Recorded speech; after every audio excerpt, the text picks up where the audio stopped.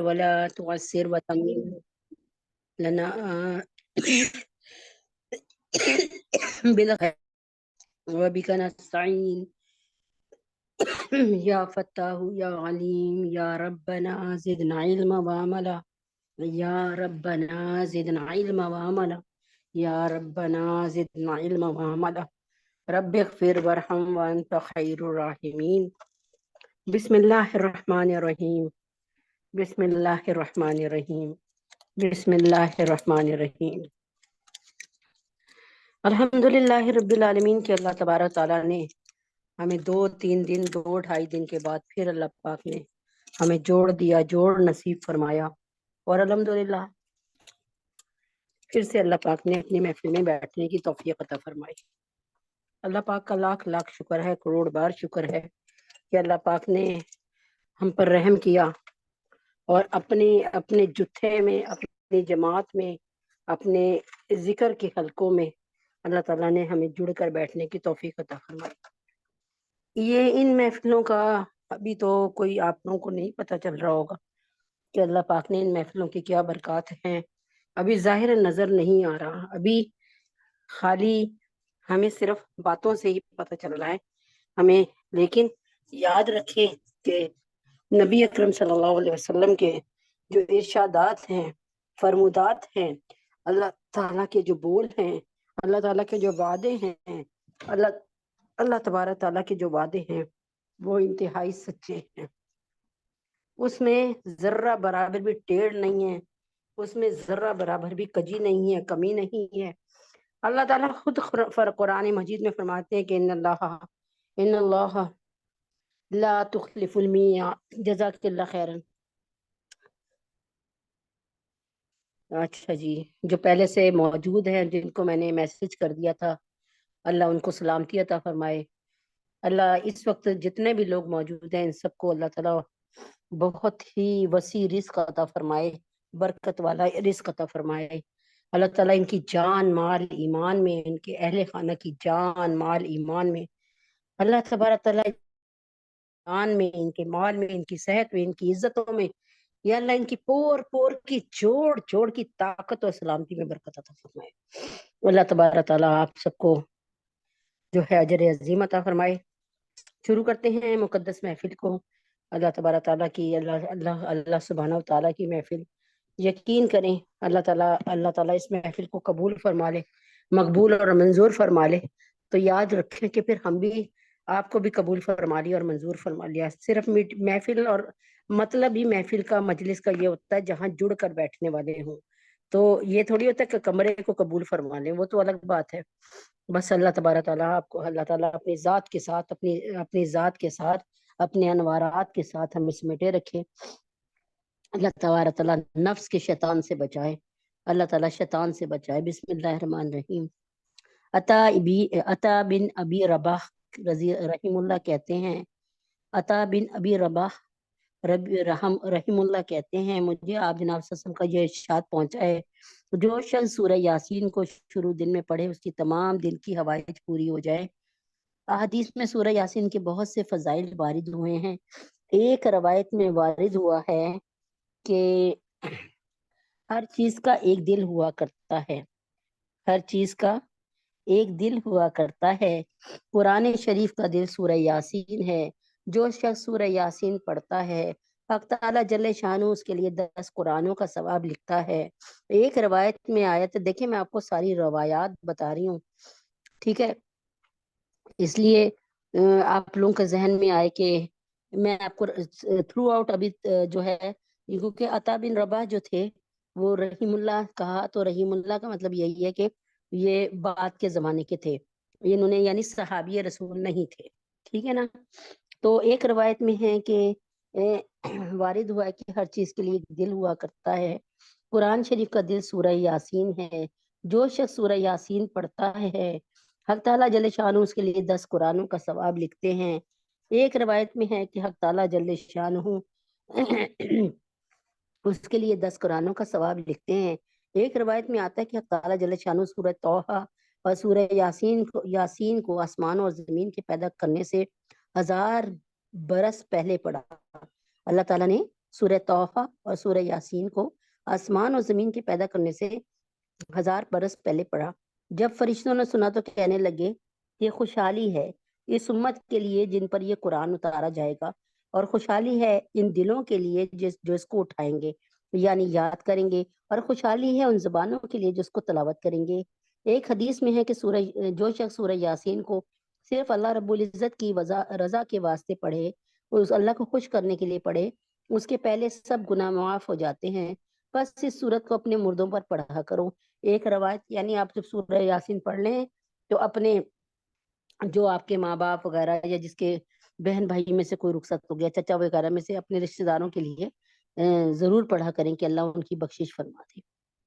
تو فرمایا کہ ایک حدیث میں ہے کہ سورہ یاسین کو صرف اللہ کی رضا کے واسطے پڑھا کرو، جو پڑھے اس کے پہلے سب گناہ معاف ہو جائیں گے، جو صرف اللہ کو خوش کرنے کے لیے پڑھے۔ بس اس صورت کو اپنے مردوں پر پڑھا کرو۔ ایک روایت میں ہے کہ سورہ یاسین کا نام تورات میں کیا لکھا ہے؟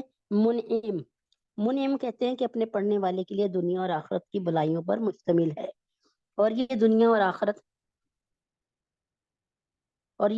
آخرت کی مصیبت کو دور کرتی ہے اور آخرت کی ہول کو دور کرتی ہے۔ اس صورت کا نام رافعہ خافضہ بھی ہے۔ میں نے آپ کو بتایا تھا نا کہ 7 مثانی صورت ہے، اور رافعہ کافیہ نہیں وافیہ کافیہ سورہ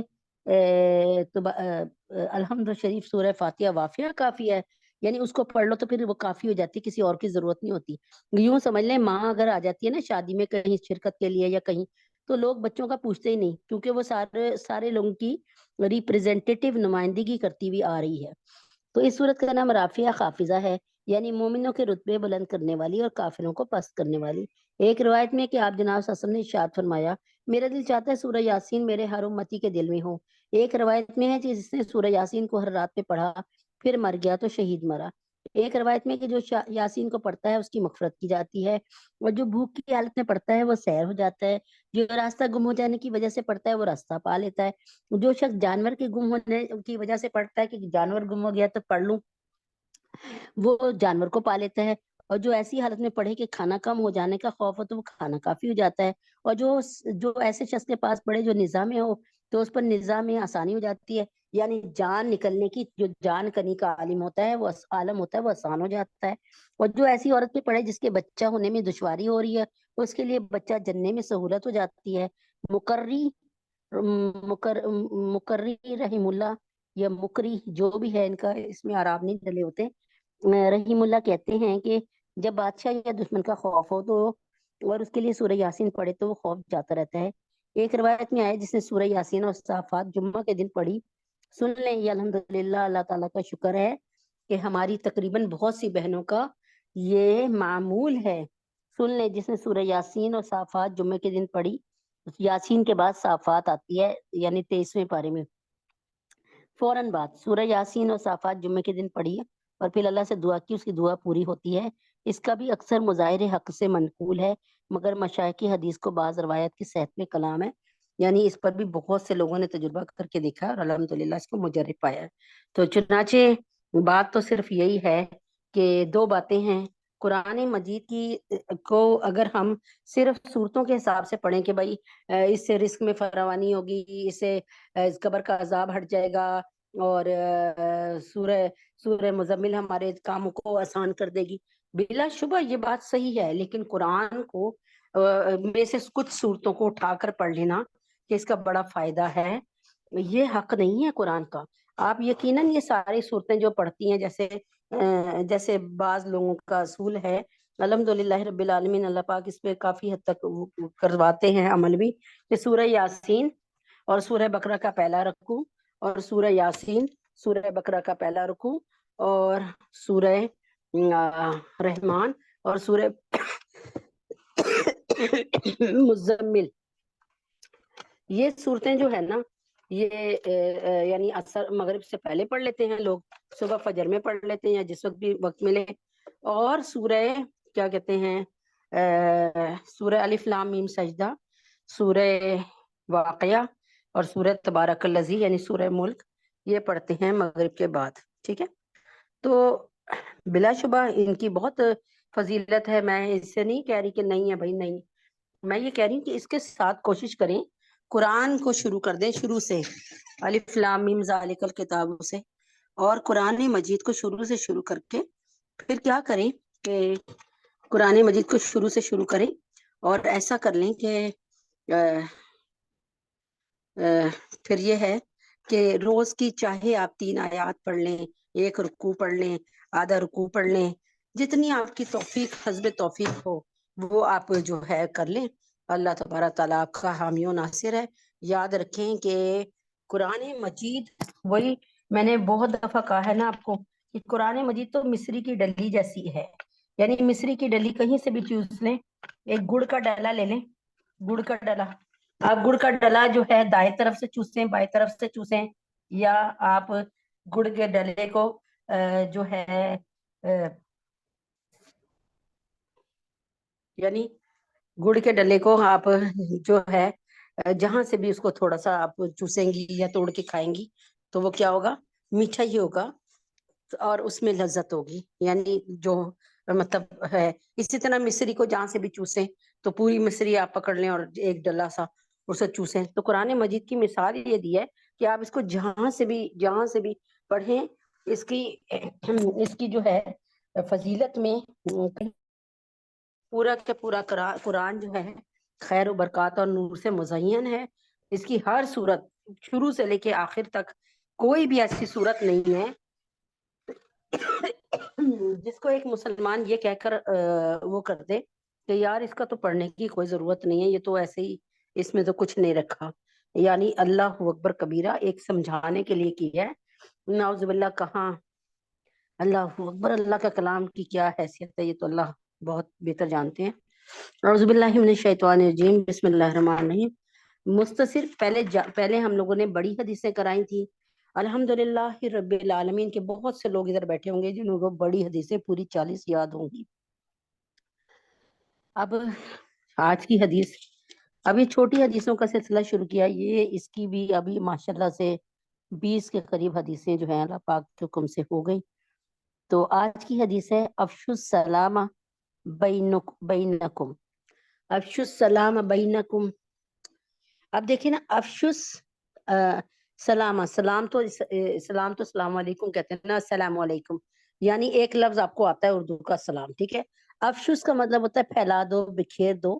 بینکم، بین بھی جو ہے نا ہم اردو کا لفظ ہی ہے، ٹھیک ہے نا، کیونکہ اردو زبان جو ہے ایک لشکری زبان ہے، عربی اور فارسی کو ملا کر اور ایک آدھ زبان اور ملا کے نا اس کا مجموعہ بنا ہے اردو، ٹھیک ہے۔ یقین کریں، آپ کوشش کیا کریں کہ اپنی زبان میں، اپنے میسیجز میں، اپنے موبائل میں اور اپنی روزمرہ کی بات چیت میں اردو زبان کو تقویت دیں اور اردو زبان کا استعمال زیادہ سے زیادہ کریں، کیونکہ اگر آپ یقین کریں اس وقت اردو زندہ ہے تو اسلام بھی زندہ ہے، سمجھ آ رہی ہے؟ اگر آپ دیکھیں، ایک مثال اس کی میں بتا رہی ہوں، اگر اتنے لوگ اگر پاکستان میں، مثال کے طور پہ میں سمجھا رہی ہوں، سمجھیں، پاکستان میں اگر کہتے ہیں نا 22 کروڑ لوگ ہیں، ٹھیک ہے، مجھے نہیں پتا اس وقت، میں نے نہیں ریسرچ دیکھی، چلیں جتنے بھی کروڑ ہیں، 20 کروڑ 22 کروڑ جتنے بھی ہیں، اگر پاکستان میں اگر 20 مثال کے طور پہ 10 کروڑ لوگ ہیں، 10 کروڑ میں سے 2 کروڑ یا 3 کروڑ کو تو انگلش آتی ہوگی، باقی 7 کروڑ جو ہیں، ایک مثال ہے، ان کو اردو کے علاوہ کوئی زبان نہیں آتی ہے، پنجابی یا اردو، تو بھائی ان تک دین پیش کرنے کے لیے آپ جا کے پٹر پٹر انگلش بولیں گے، انہیں کیا سمجھ آئے گا؟ تو یاد رکھیں کہ پاکستان کو سلامتی دینی، اور پاکستان اسلام کے لیے یعنی کلمے کے لیے اللہ معارض وجود میں آیا، اور اللہ پاک نے شب قدر میں اس کا فیصلہ فرمایا، تو شب قدر میں ہی اللہ تعالیٰ نے اپنے قرآن کا بھی فیصلہ فرمایا، تو یقیناً کہیں نہ کہیں سے جا کر اسلام کا یعنی پاکستان کا سلسلہ قرآن سے ملتا ہے، جوڑ ہے انشاءاللہ۔ پاکستان کی سلامتی کے لیے دعا کیا کریجے، جیسے کہ یوں سمجھ لیں کہ آپ کا کوئی عزیز رشتہ دار خدا نہ خواستہ اللہ نہ کرے کسی ایسے مرض میں مبتلا ہے جس میں کچھ نہیں پتا کہ کس وقت نعوذ باللہ چلا جائے گا دنیا سے، جیسے اس کے لیے سینے سے دعا نکلتی ہے، اسی طرح دن اور رات پاکستان کے لیے بھی اپنے سینے سے دعا نکالا کریں۔ تو آج کی حدیث ہے افشوا السلام بینکم، افشوس یعنی بکھیر دو، फैला दो सलाम को बैनकुम अपने दरमियान, ठीक है, तुम अपने दरमियान सलाम का सिलसिला राइज करो। ये बहुत खूबसूरत हदीस है और इस हदीस की तफसीर कुछ आपस में सलाम आम करो। इस हदीस को पर मैं अल्लाह ताला के हुक्म से कोई 2 घंटे बोल सकती हूँ अल्हम्दुलिल्लाह, लेकिन क्योंकि लिमिटेड टाइम है, टाइम बहुत तेजी से पीछे आ रहा है। अब देखे ना, आज टाइम 4:45 हो गया, पहले आपको पता 5:30 था, फिर 5:15, फिर 5 और आज 4:45, क्योंकि मगरिब पीछे आ रही है, ईशा पीछे आ रही है, फिर असर भी पीछे आ रही है ना, तो उस हिसाब से चल रहा है। कहाँ आपको पता है ना कि रोजा जो है वो खुलता था 7:20 पे, 19 मिनट पे मगरिब का। अभी देखे ना मगरिब कब हो रही है, 6:20 पे, 6:18 पे, 1 घंटा तकरीबन अल्लाह सुब्हानहू तआला ने मतलब तकरीबन पौना घंटा 1 घंटा पीछे कर दिया। तो कहने का क्या मकसद है कि अफशुस सलाम, क्या है हदीस आज की कि अफशुस सलाम बैनकुम, अफशुस सलाम बैनकुम, यानी सलाम को अपने आपस में सलाम आम करो। अच्छा मेरी प्यारी बहनों, सलाम, सलाम का मतलब सलामती, ठीक है। आपने देखा होगा कि इसको गौर से सुनिएगा, ऐसी बातें शायद आपने पहले ना सुनी हो। अल्लाह तबारक ताला ने जो हमें दीन दिया इस्लाम, वो दीन ऐसा है जो तमाम मज़ाहिब से, तमाम अदियान से बिल्कुल फर्क है।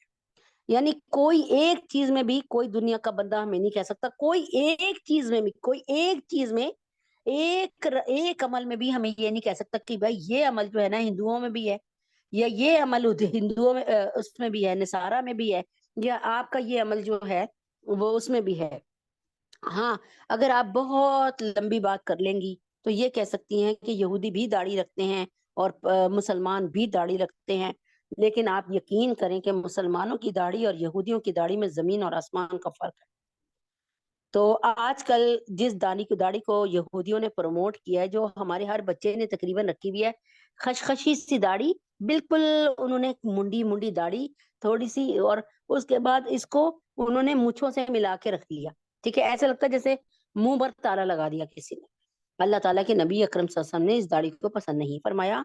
अल्लाह ताला के नबी अकरम सल्लल्लाहु अलैहि वसल्लम की दाढ़ी रखनी है उनकी इत्तबा में, तो आपकी दाढ़ी दाएं तरफ से पकड़े, दाएं तरफ के बालों को पकड़े और इतनी आपकी मुट्ठी में आए कि मुट्ठी से थोड़ी दाढ़ी बाहर आ रही हो। फिर आप बिल्कुल सामने से अपनी दाढ़ी को पकड़े, सीने वाली दाढ़ी से जो सीने से मिलती है जाके, उसमें भी आपकी मुट्ठी से बाहर बाल आ रहे हो, मुट्ठ से, आपकी मुट्ठी से, और आप बाएं तरफ भी यही हाल करें। ये है हमारी दाढ़ी। लेकिन क्या हुआ कि यहूदियों ने कौन सी दाढ़ी प्रमोट की है, जो अपने तमाम ड्रामों पिक्चरों में लगाते हैं, वो करते हैं।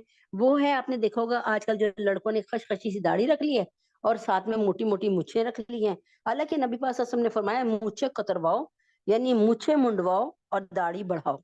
ये हदीस से पाक है, और जो जिसको शुबह है, मैं कल इंशाल्लाह अगर मुझे याद रही तो मैं इस मूछें मुंडवाओ और दाढ़ी बढ़ाओ, इस ये हदीस को भी स्क्रीन पे लगवा दूंगी, तो आप लोग स्क्रीन शॉट ले लीजिएगा, और फिर इंशाल्लाह। तो कहने का क्या मतलब है, बताने का क्या मतलब है कि दीन इस्लाम बिल्कुल मुनफरद दीन है, अनोखा और अछूता दीन है। अल्लाह पाक ने इस दीन जैसा कोई दीन और मजहब नहीं अल्लाह पाक ने पैदा किया हुए जमीन पे। आप जब मिलते हैं, आप जब मिलते हैं किसी, उससे क्या कहते हैं, आप जब किसी मिलते हैं किसी मतलब किसी, कोई ईसाई किसी ईसाई से मिलता है तो कहता है good morning, good afternoon, good good night, ठीक है। तो हाउ आर यू, तुम कैसे हो, ठीक है ना, ऐसे। और कोई हिंदू मिलता है किसी हिंदू से, कहते हैं नमस्ते, नमस्कार, ठीक है। अच्छा, कुछ जो क्या कहते हैं सिख मिलते हैं आपस में, जी आया नू, इस तरह, ठीक है। आप देखें कि इन सबके सलामों को भी सामने रखें, और इस्लाम ने जो आपको सलाम दिया उसको भी सामने रखें। क्यों? ये सलाम कैसा है? अल्लाह ताला फरमा रहे हैं कुरान में, सलामुन कौलम मिर रब्बिर रहीम, कि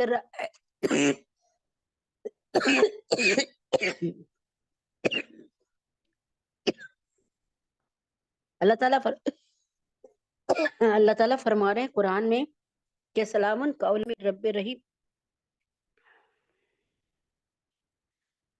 تو اللہ تعالیٰ کیا فرما رہے ہیں قرآن میں کہ اس دن کہ رب تعالیٰ کی طرف سے آپ پر سلام پیش کیا جائے گا. ٹھیک ہے. آپ سلام کا مطلب ہے سلامتی.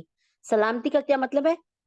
اگر میں آپ سے کہوں نا السلام علیکم تو اس کا مطلب میں آپ کو کہہ رہی ہوں اللہ تعالیٰ آپ کی رات میں بھی سلامتی دے, آپ کے دن میں بھی سلامتی دے, آپ کے دیکھنے کی قوت میں بھی سلامتی دے, آپ کے بولنے کی قوت میں, آپ کے دماغ کی قوت میں, آپ کے دل کی قوت میں, آپ کے پیروں کی قوت میں, آپ کے ہاتھوں کی قوت میں, آپ کے جگر اور مثانے کی قوت میں, آپ کی گردوں کی صورت میں, ہر طرف سے آپ پر سلامتی ہو. یعنی آپ کو اللہ تعالیٰ دنیاوی آفات سے, باد سموم سے, باد سرسر سے محفوظ رکھے.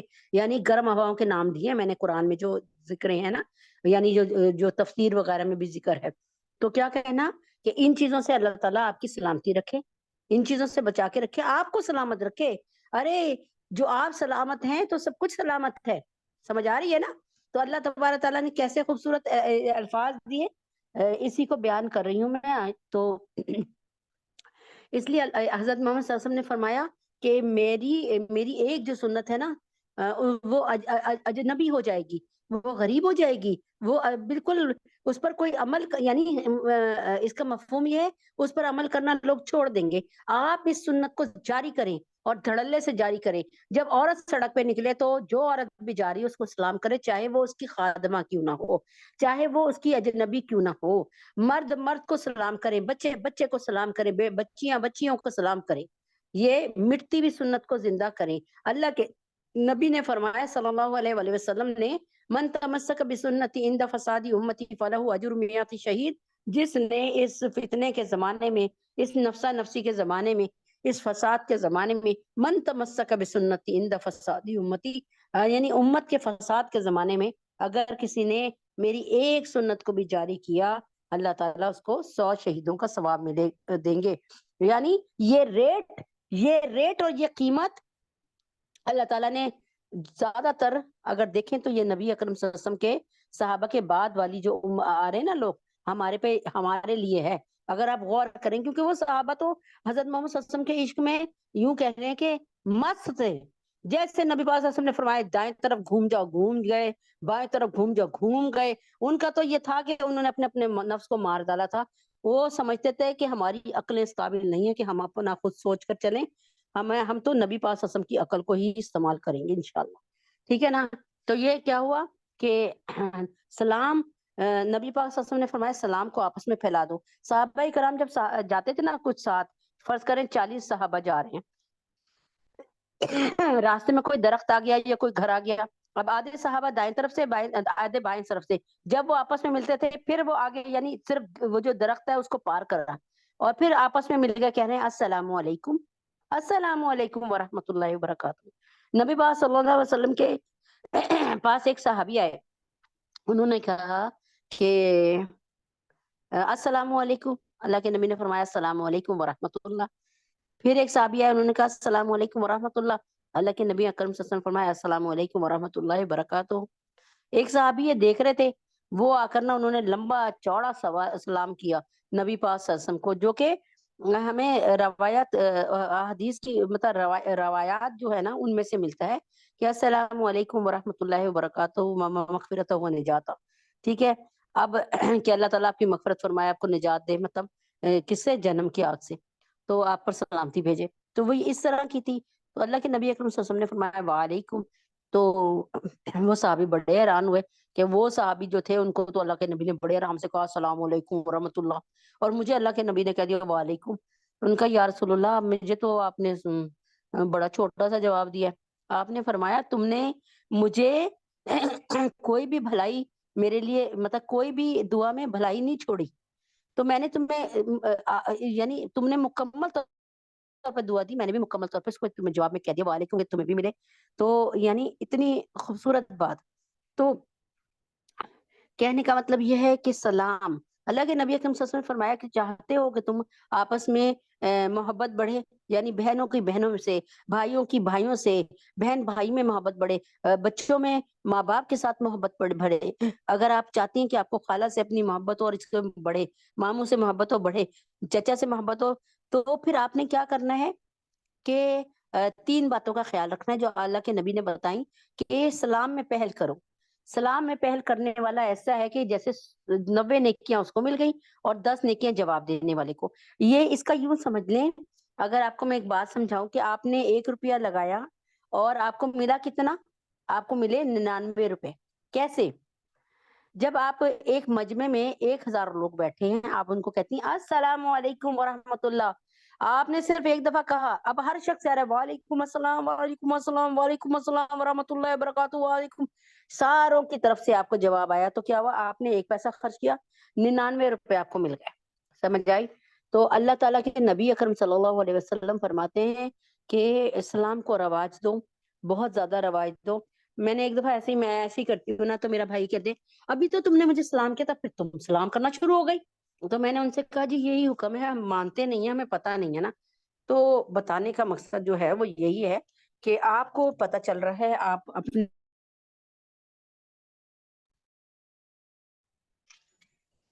اپنے بچوں میں، آپ اپنے بڑوں میں، آپ اپنے محلے والوں میں، آپ اپنے رشتے داروں میں اس کو رواج دیجئے۔ خدا کے واسطے یہ جو کہنا نا ہاؤ آر یو، کیسی ہو، ارے یار چھوڑ دو۔ یقین کریں میں فون پہ رکھتی ہوں نا، لوگ کہتے ہیں اچھا جی اللہ حافظ، کوئی بھی ہوتا نا فون پہ یہ جاتے ہوئے، میں کہتی ہوں السلام علیکم ورحمۃ اللہ وبرکاتہ، اگلا بےچارا تھوڑی دیر رکتا پھر کہتا ہے وعلیکم السلام ورحمۃ اللہ وبرکاتہ۔ یقین کریں جب آپ کریں گی نا تو ایک ماحول بنے گا انشاءاللہ۔ اب جب ماحول بن جائے گا تو سارا ثواب وہ پوری عمر کریں گے، لیکن ثواب آپ کے کھاتے چڑھے گا۔ امید ہے کہ یہ سلام پر تو بہت کچھ بولا جا سکتا ہے، لیکن بات صرف اتنی سی ہے کہ بات صرف اتنی سی ہے کہ بس اللہ تبارک تعالیٰ ہمیں یعنی یوں سمجھ لیں کہ اسلام کو جو اللہ تعالیٰ نے نظام دیا، اسلام کو جو اللہ تعالیٰ نے نظام دیا، اس جیسا نظام دنیا میں کہیں نہیں آ سکتا۔ چاہے کچھ بھی کر لیں، جتنا مرضی، ایسے تھوڑی جوک در جوک ماشاءاللہ لوگ مسلمان ہو رہے ہیں دائرہ اسلام میں، اس لیے کہ اسلام کے علاوہ جتنے بھی نظام ہیں ان میں بے سکونی ہے۔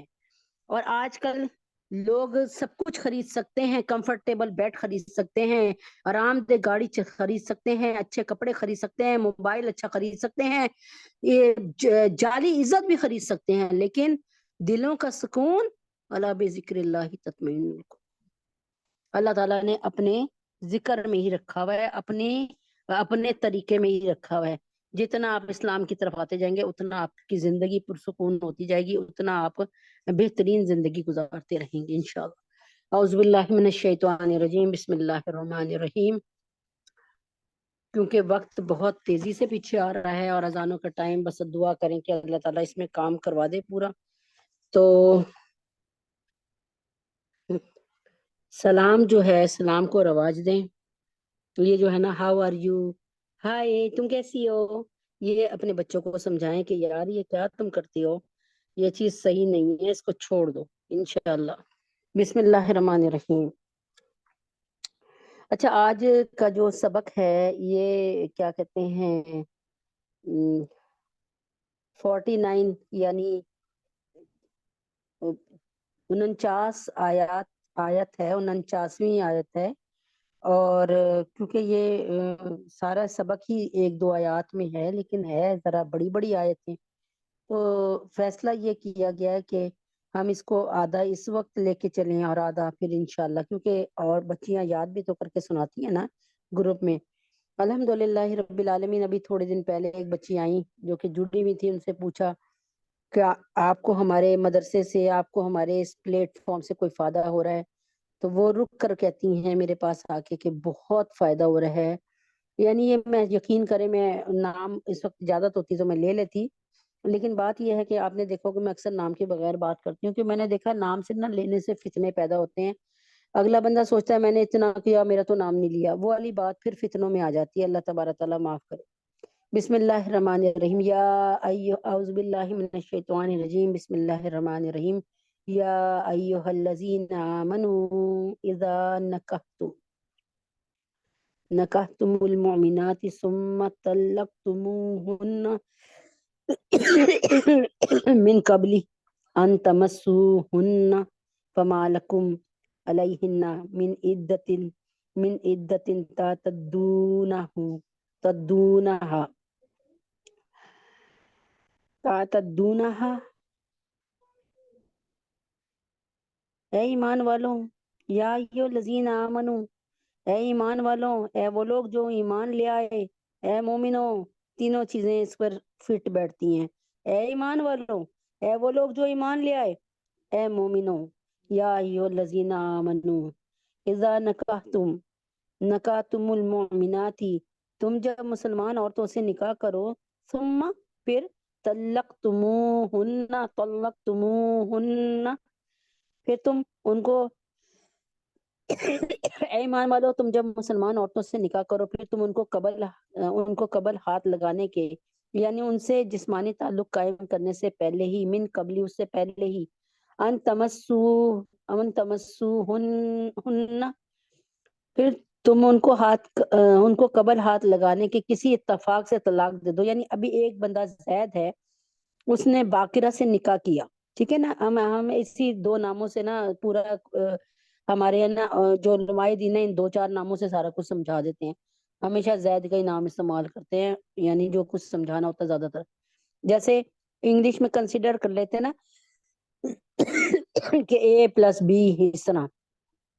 तो फरमाया कि ऐ ईमान वालों, तुम जब मुसलमान औरतों से निकाह करो, फिर तुम उनको कबल हाथ लगाने के, यानी उनसे जिस्मानी ताल्लुकात अभी नहीं हो पाए, यानी जैद ने बाकिरा से निकाह किया, और बाकिरा, जैद लाहौर में रहता है, बाकिरा कराची में रहती है, अभी आपस में मुलाकात नहीं हुई, मिलाप नहीं हुआ, लेकिन जैद ने चाहा कि अब इसको बाकिरा को तलाक दे दे, या उसे कोई और अच्छी लग गई, या उसको बाकिरा उसके दिल में उलझन होने लगी या कोई उसको बाकरा की कोई गलत खबर मिल गई। तो ए ईमान वालों, तुम जब मुसलमान औरतों से निकाह करो, फिर तुम उनको कबल हाथ लगाने की किसी इत्तफाक से, अन तमस्सू हुन्ना, उन्हें छूने से पहले तुम उन्हें तलाक दो, फमा लकुम अलैहिन्ना मिन इद्दति तद्दूनहा, तो तुम्हारी उन पर कोई इद्दत वाजिब नहीं जिसको तुम शुमार करने लगो। यानी होता ये है, इसी को समझ लें, अगर मियाँ बीवी आपस में मिले, एक रात या दो रातें गुजार ली, या मिल लिए किसी तरह मियाँ बीवी निकाह के बाद, तो अब जो है उनको जो है ना तलाक देनी पड़ेगी, तो वो फिर उसको ना इद्दत करनी पड़ेगी। यानी तीन कुरू, तीन कुरू यानी तीन मेंसेस, तीन हैज, या तीन तहूर कह लें उसको, मियाँ के घर में गुजारने पड़ेंगे। यानी जैद ने बाकरा को तलाक दी, एक तलाक दी, फर्ज करें, इसे कहते हैं तलाक के रजाई। सुन लें, इसको बहुत अहम मजमून है, तो इसलिए मैंने कहा कि आपको बता भी दूं। तो तलाक के रजाई दी जैद ने बाकिरा को। अब बाकिरा जैद के घर में ही बैठी है, इद्दत पूरी कर रही है, यानी एक मेंसेस से फारिग होगी, फिर दूसरे मेंसेस से फारिग होगी, फिर तीसरे मेंसेस से फारिग होगी, पीरियड से यानी है से, तो बस अब तलाक की इद्दत मुकम्मल हो गई। ठीक है। अब ऐसी औरत है या ऐसी छोटी बच्ची है जिसको अभी पीरियड्स नहीं होते, हैज नहीं होता, या ऐसी ऐसी औरत है जो हैज से मायूस हो चुकी है, जिसकी उम्र 60-70 साल होगी, उसके मियाँ ने उसको तलाक दे दी,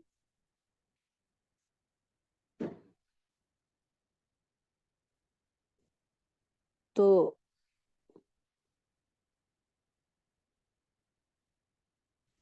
उनको दे दो, मोबाइल उनको दिया, मोबाइल उनको, तो दुपट्टे से, अच्छा, क्या मतलब, अच्छा, तो फिर अब, अच्छा, अब ये है कि अगर वो 60-70 साल की है, उसको हैज नहीं आते, उसको पीरियड्स नहीं होते, तो फिर उसको 90 दिन के लिए खाविन के घर में बैठना पड़ेगा। ठीक है, 90 दिन के लिए। वैसे तीन क्रू हैं, اچھا یہ ایک لمبا مسئلہ ہے، بہت اس پر ہے، لیکن انشاءاللہ تعالیٰ کوشش کروں گی کہ یہ مسائل شروع کروں، عدت کے مسائل، مہر کے مسائل اور رضاعت کے مسائل، انشاءاللہ اگر زندگی رہی تو آگے یہی شروع کروں گی، اللہ نے زندگی دی تو اچھا تمہاری ان پر کوئی عدت واجب نہیں، تم جس کو شمار کرنے لگو تو فمتعوہن وسرحوہن سراحا جمیلا، فمتعوہن وسرحوہن سراحا جمیلا، تو ان کو کچھ مال متا دے دو اور خوبی کے ساتھ ان کو رخصت کر دو، یعنی ابھی تم نے اس کو دلہن کو اپنی چھوا بھی نہیں اور آپ آپس میں ملے بھی نہیں، خلوت نہیں ہوئی تو پھر کیا ہے، طلاق کی نوبت آ گئی، تو بھائی اب اس کو کیا کرو، اس کو مطلب جو ہے آپ اس کو کوئی ضرورت نہیں ہے کہ وہ عدت میں بیٹھے، کیونکہ ابھی میاں بیوی آپس میں ملے ہی نہیں، ٹھیک ہے۔ تو حضرت زینب رضی اللہ تعالیٰ عنہ کے نکاح سے متعلق جو ہے وہ بات ہو رہی تھی، تو اس سلسلے میں آگے کچھ احکام نکاح کے، طلاق اور عدت کے متعلق بیان فرمائے جا رہے ہیں۔ پہلے احکام عام مسلمانوں سے متعلق بیان فرمائے گئے، اس کے بعد بعض احکام جو آنز سسم کے ساتھ مخصوص تھے ان کا بیان فرمایا گیا۔ چنانچہ ان آیات میں پہلے عام اہل ایمان کو خطاب کیا جاتا ہے اور بتلایا جاتا ہے کہ جو لوگ ایمان کی دولت سے مشرف ہو چکے ہیں، ایمان لا چکے ہیں، مومن بن چکے ہیں، مسلمان ہو چکے ہیں، وہ سن لیں کہ جب ان میں کوئی مرد کسی مسلمان عورت سے شادی کرے گا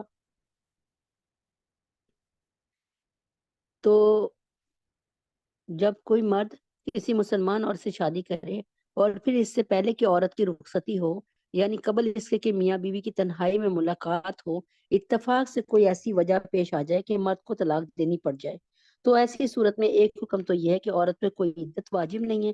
اب عورت ایک دن بھی اس میں نہیں بیٹھے گی اپنے عدت میں، وہ چاہے تو فوراً دوسرا نکاح کر سکتی ہے۔ یہاں یہ یاد رکھنا چاہیے کہ یہ عدت کے ساقط ہونے کا حکم طلاق قبل خلوت کے صورت میں ہے، ایسی طلاق جس میں ابھی ملاپ ہی نہیں ہوا، یعنی فرض کریں زید نے ہندا سے شادی کی، یعنی نکاح کیا، اب زید جو ہے نکاح کر کے مطلب ہندا رہتی کراچی میں یا فیصل آباد میں، اب زید اس سے نکاح کرنے کے بعد اپنے لاہور میں واپس آ گیا اور اب وہ شادی کی یعنی رخصتی کی تیاریاں بھی کرنی تھی، لیکن ایک مثال ہے کہ زید کے بھائی کا انتقال ہو گیا اور اس کے بھائی اور بھائی کے بھابھی اور اس کے بچے سامنے اس کو نظر آ رہے ہیں، چنانچہ اس نے سوچا، مثال دے کے سمجھا رہی ہوں، صرف ایسے ہی ایک کوئی صورت سمجھا کے آپ کو کہ سمجھانے کے لیے، اس نے سوچا کہ میرے اتنے وسائل نہیں ہے کہ میں اپنی بھابھی اور بچوں کو بھی رکھ لوں، یعنی اپنی نکاح میں لے لوں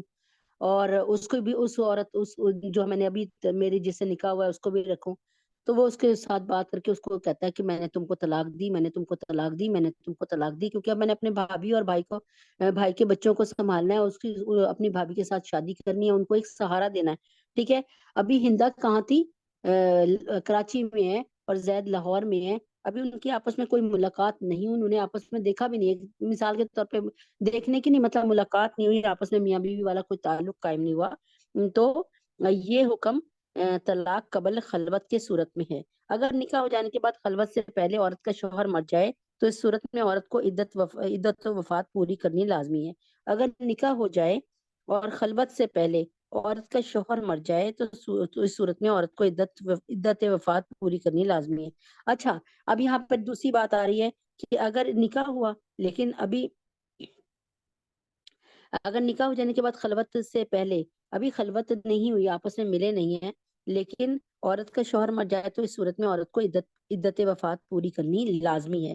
یہاں پر ایک اور صورت حال سمجھ آ گئی کہ زید کا ہندا سے نکاح ہوا لیکن ابھی ان کو آپس میں ملنا نہیں نصیب ہوا کہ اس کو یہ نکاح منکوحہ تو ہے، تو ابھی جو ہے لیکن ابھی ان کے ملاپ نہیں، جسمانی ملاپ نہیں ہوا، لیکن شوہر کا انتقال ہو گیا تو اس کو عدت 4 مہینے 10 دن کی لازمی ہے کرنی اور اسے 4 ماہ 10 دن کی عدت گزارنی واجب ہے، اس کے بعد دوسرا نکاح جائز ہو سکتا ہے۔ یہاں آیت میں عورت پر کسی عدت کے واجب نہ ہونے کا جو حکم ہے وہ اس صورت میں ہے کہ ابھی عورت کی رخصتی ہی نہیں ہوئی اور طلاق مرد نے دے دی، اگر رخصتی کے بعد یعنی میاں بیوی میں خلوت کے بعد طلاق دی تو اس صورت میں پورے 3 حیض ختم ہونے تک عدت گزارنا لازمی ہے، یعنی اگر میاں بیوی آپس میں شادی ہوئی، ملے 5-6 دن ملتے رہے، لیکن اس کے بعد کیا ہوا کہ آپس میں نہیں بنی، کسی وجہ سے طلاق دینی پڑ گئی، تو پھر کیا ہے، پھر تین تین مہینے یعنی 3 قرو، 3 حیض اس نے خاوند کے گھر میں گزارنے ہیں۔ یہ اس صورت میں کہ دونوں میں آپس میں کوئی بات چیت نہ ہو اور دونوں الگ تھلگ ہو جائیں، اور پھر ظاہر ہے وہ اپنی عدت پوری کرے۔ اور اگر عورت حاملہ ہو، اچھا اب عورت حاملہ تھی، مرد نے اس کو طلاق دے دی، اور اب اس کے بچہ اسی دن پیدا ہو جاتا ہے، تو پھر اب کیا ہوا، تو اس کی وضائع حمل جو ہے، اس کی عدت جو ہے، وضائع حمل تھی، بچہ پیدا ہو گیا، اب اس کی عدت ختم ہو گئی۔ اگر اس کی عدت 9 مہینے بعد ختم ہوگی، بچہ ابھی پیدا ہوا، پہلا مہینہ ہے، ہونے والا ہے، تو اس کو 9 مہینے تک ہی عدت میں گزارنی پڑے گی۔ اسلام کا اصول ہے، تاکہ جس کا بچہ ہے اسی کے سر منڈا جائے۔ اور اگر عورت حاملہ ہو، اس حالت میں طلاق مل گئی، تو بچہ پیدا ہونے تک عدت کا زمانہ رہے گا۔ اگر طلاق ملنے کے بعد تھوڑی ہی دیر میں بچہ پیدا ہو گیا، تو عدت ختم ہو گئی۔ آج ایک عورت کو، ہندا کو طلاق ہوئی، 15 دن بعد اس کے بچہ پیدا ہو گیا، تو بس عدت ختم ہو گئی۔ تو ایک حکم عام جس میں سارے مسلمان شامل ہیں، یہ ہوا کہ اگر رخصتی سے قبل ہی طلاق دی گئی، تو عورت پر کوئی عدت لازم نہیں۔ ابھی زید اور ہندا میں نکاح ہوا، آپس میں ابھی ملاپ نہیں ہوا، ایک دوسرے سے کوئی ابھی بات بھی نہیں ہوئی، یعنی بات سے مراد ہے عورت مرد آپس میں نہیں ملے، قریب نہیں آئے، اور جسمانی ملاپ نہیں ہوا، تو اب کیا کرنا ہے، اب جو ہے زید نے جو طلاق دی، تو اب ہندا کو کوئی بھی وہ نہیں کرنی، کیا کہتے ہیں، اس کی کوئی بھی عدت نہیں پوری کرنی۔ بس آج ہی اگر آج ہی طلاق ہوئی اور آج ہی ہندا شادی کرنا چاہتی ہے، تو آج ہی ہندا شادی کر لے۔ یہ اس کی صورت میں ہوگا، زید نے ہندا سے نکاح کیا 15 دن، 20 دن، 1 مہینے، 1 سال پہلے، لیکن زید اور ہندا کی آپس میں ملاقات نہیں ہو سکی۔ زید رہتا ہے امریکہ میں، ہندا رہتی ہے پاکستان میں۔ اب انہوں نے نکاح، لیکن 1 سال بعد زید نے آنا تھا، اب زید نہیں آ سکا، لیکن اس کو وہاں کوئی اور پسند آ گئی، تو ہندا کو طلاق دے دیتا ہے۔ اب ہندا سے زید کی ملاقات بالکل نہیں ہوئی تھی، اس وجہ سے ہندا کو جب طلاق ہوئی، تو وہ اسی 5 منٹ میں، 10 منٹ میں، یا اسی دن، اسی سال، اسی مہینے، اسی دن، یعنی وہ نیا نکاح کر سکتی ہے، اس پر کوئی عدت نہیں ہے۔ ہاں، زید نے ہندا کو طلاق دی، اور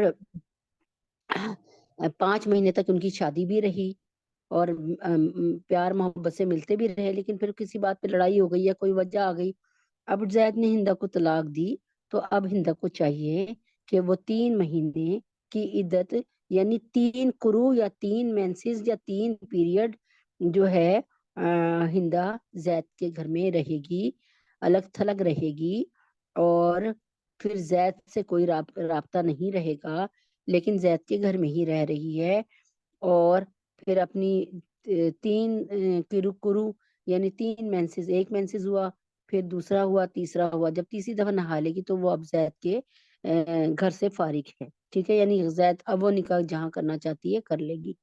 تو یہ عورت کے لیے ہے، مرد تو جب چاہے ابھی طلاق دے تو ابھی کر لے، عورت کے لیے، مرد کے لیے کوئی ایسی پابندی نہیں ہے، ٹھیک ہے۔ عورت ایک وقت میں مرد ایک وقت میں 4 بیویاں بھی ساتھ ہی چاروں کو بٹھا کے شادی بھی کر سکتا ہے، اس کے لیے کوئی ممانعت نہیں ہے۔ تو یہ اللہ تبارک تعالیٰ کے قانون ہے، اس پر جلنا کڑنا نہیں چاہیے، اور ان کو برا نہیں سمجھنا چاہیے۔ اللہ کی قسم، اللہ تعالیٰ بہتر سوچ رکھتے ہیں میرے اور آپ سے۔ میرے تو عقل کا خانہ جو ہے نا، وہ تو فارغ ہے، مجھ میں تو اتنی سوچنے سمجھنے کی صلاحیت نہیں ہے، لیکن اللہ تبارک تعالیٰ نے جو ہمیں عقل دی ہے الحمدللہ، اور جو شریعت دی ہے، اس کو سمجھ تو سکتے ہیں نا۔ اپنی تو عقل سے کوئی فیصلے نہیں نا، لیکن جب ہم شریعت محمدی پہ چلیں گے، ہم اپنی اللہ کی باتوں کو سامنے رکھیں گے، تو انشاءاللہ کبھی مار نہیں کھائیں گے، فائدہ ہی فائدہ ہوگا، بظاہر لگے گا کہ مار کھا رہے ہیں۔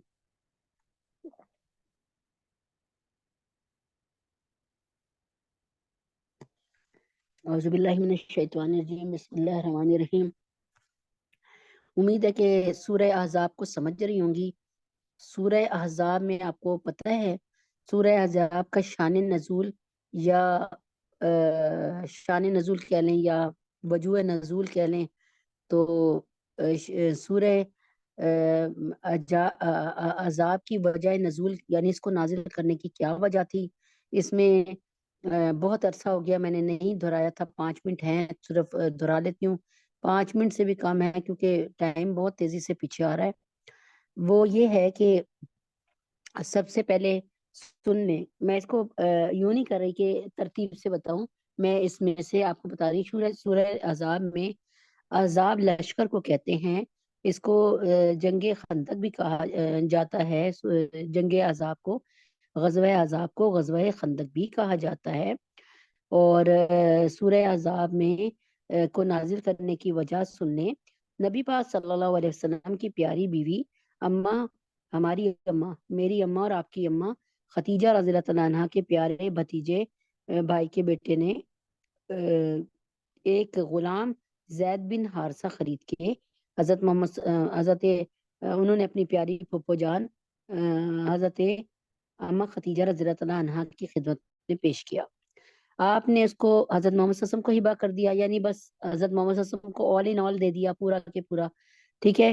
تو نبی پاک صلی اللہ علیہ وسلم کی خدمت میں وہ جب بچہ رہا تو بڑا خوش تھا، لیکن اس کے باپ اس کے لیے بڑے ہی پریشان تھا، ڈھونڈتا پھرتا تھا، کیونکہ اس کو نا قافلے والوں نے لوٹا تھا، قافلے کو ڈاکوؤں نے لوٹا اور پھر اس کو بھی پکڑ لیا، اور پھر وہاں پہ جا کے منڈی میں بیچ دیتے تھے نا عورتوں کو، بچوں کو، اس طرح۔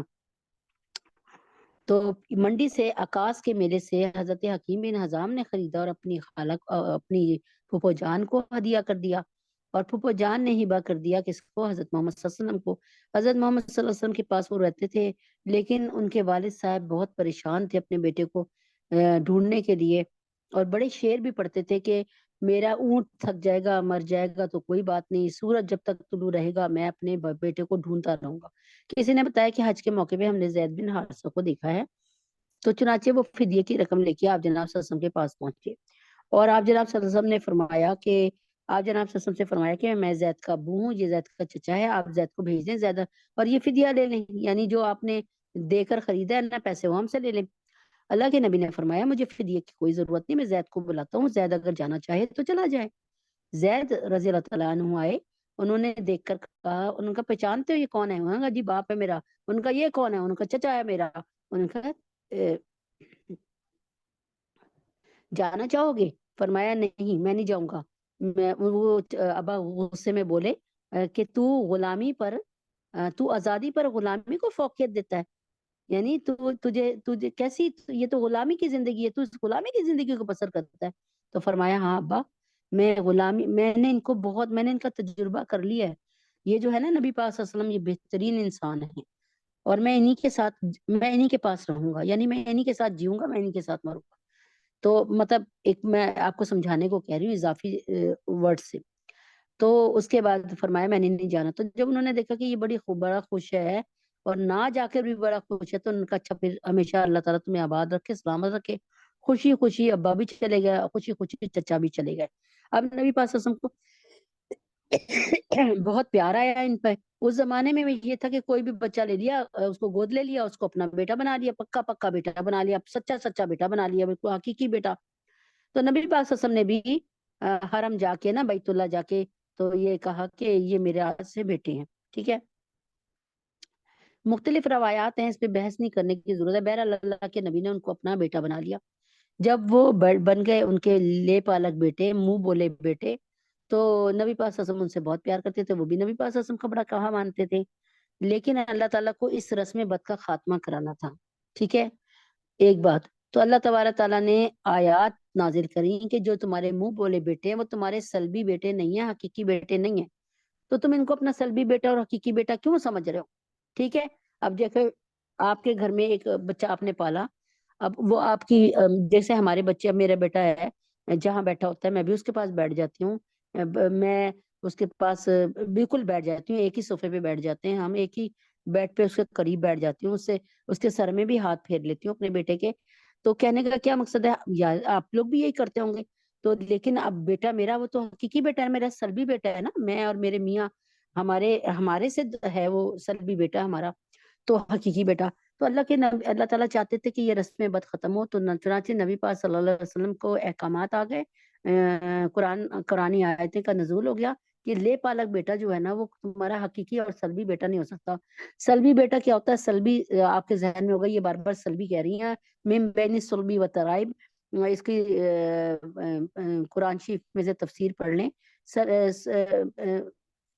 सल्बी बेटा वो होता है कि जो उस मादे से बने जो मर्द की पीठ और छाती के दरमियान से निकले, ठीक है ना। यानी आप जैसे यूं समझाने को कि जैसे जो मियाँ के मनी के टपके से बीवी के जिस्म में जाने से बने। अब आ गई ना समझ आपको? तो बहरहाल ये था सल्बी बेटा, ये हकीकी बेटा। अल्लाह ताला ने इस रस्म बद को तोड़ने के लिए नबी पाक सल्लल्लाहु अलैहि वसल्लम को इस्तेमाल किया और दुनिया को बता दिया कि जब नबी को ये हुक्म हो गया कि सल्बी बेटा हाँ, और हकीकी बेटा बस यही होता है, तो फिर तुम यहाँ पे कौन हो? तो उम्मीद है कि ये अभी थोड़ी सी समझाई है। इंशाल्लाह इसी को लेके चलूंगी। फिर आपको जात पात के फर्क को अल्लाह ने बिल्कुल नहीं पसंद किया, फिर वो बताऊंगी। फिर आपको जंग अहज़ाब का किस्सा बताऊंगी। फिर इसमें यहूदियों की बेईमानी और फतूर और नबी पाक सल्लल्लाहु अलैहि वसल्लम से दुश्मनी और मुसलमानों से दुश्मनी, या आज यहूदी जो हमसे दुश्मनी कर रहे हैं ये क्यों, ये भी बताऊंगी। इंशाल्लाह थोड़ा थोड़ा रोजाना बताऊंगी, क्योंकि अब मीटिंग के खत्म होने का वक्त आपको पता है, ये 4:45 मीटिंग आज आज से शुरू हुई है।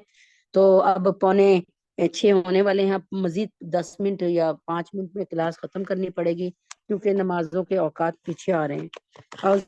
शैतानिर रजीम बिस्मिल्लाहिर्रहमानिर्रहीम। रिश्ता जो ना कायम हो मोहम्मद से वफा का, रिश्ता जो ना कायम हो मोहम्मद से वफा का, फिर जीना भी बर्बाद है मरना भी अकारत। चुनाचे जैसे हकूक मुस्तफ़ा से एक सिलसिला जारी है, उसी को जारी रखेंगे इंशाअल्लाह ताला। तो अल्लाह तबारक ताला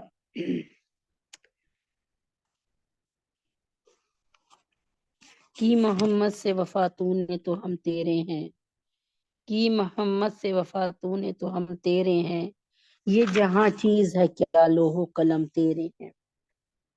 निहायत दर्जा शफीक बाप और उस्ताद की चाहत होती है, इसकी कमजोर औलाद और कमजोर शागिर्द भी कामयाबी हासिल कर जाएं, इससे हजारों और लाखों गुना ज्यादा रहमत दो आलम सल्लल्लाहु अलैहि वसल्लम चाहत रखते हैं कि उनकी गुनाहगार उम्मत भी निजात हासिल कर जाए। अल्लाह की कसम, यकीन करें कि जो नबी ने चाहा अपनी उम्मत को, किसी नबी ने ऐसे अपनी उम्मत को नहीं चाहा। इसीलिए नबी अकरम सल्लल्लाहु अलैहि वसल्लम का बहुत रुतबा बुलंद हुआ कि आपने अपनी उम्मत के लिए जितना कुड़े इतना कोई भी नहीं, कोई नबी इस तरह अपनी उम्मत के लिए नहीं कुड़ा कभी।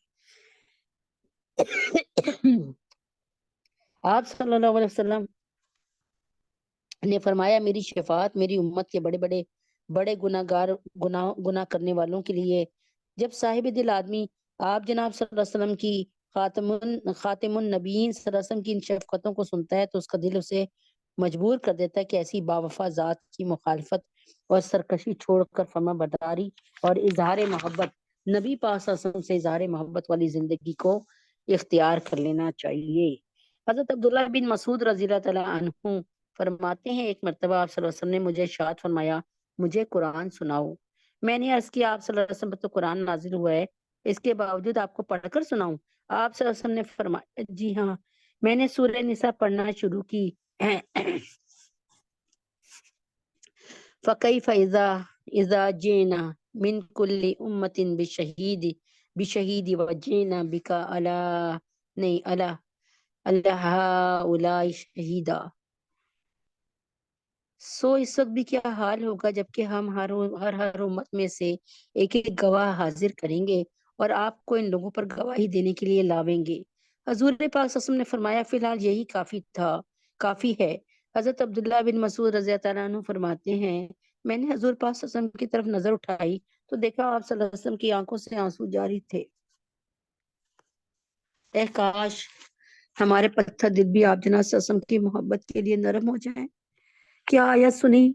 सो इस वक्त भी क्या हाल होगा कि जब हम हर उम्मत में से एक एक गवाह हाजिर करेंगे और आपको इन लोगों पर गवाही देने के लिए लावेंगे।